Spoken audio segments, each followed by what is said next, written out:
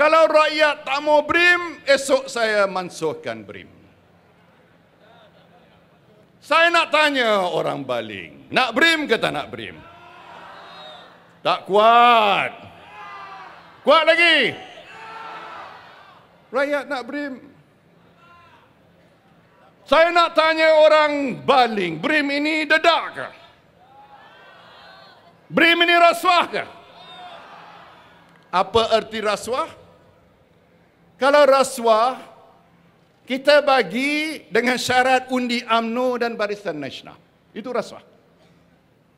Kalau saya kata bahawa esok hampa yang undi UMNO, Barisan Nasional boleh dapat BRIM. Hampa yang undi Parti Pembangkang tak dapat BRIM. Itu rasuah politik. Tapi kalaulah saya kata BRIM ini kita bagi pada mereka yang pendapatan 3,000 ke bawah dan 4,000 ke bawah tambahan.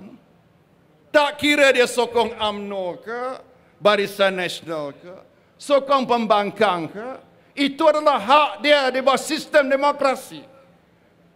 Kita tak dapat undi, tak apa tuan-tuan. Dapat pahala. Kerana kita tolong rakyat, kebajikan. Itu saya utamakan.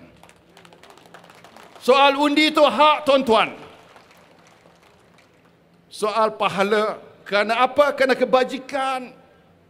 Sebuah kerajaan yang jaga kebajikan. Kebajikan rakyat, itu dia. Tuntutan Islam tu jaga kebajikan, maslahat rakyat. Itu dia perjuangan atas nama rakyat, atas nama Islam. Jadi di mana letaknya rasuah? Tak ada.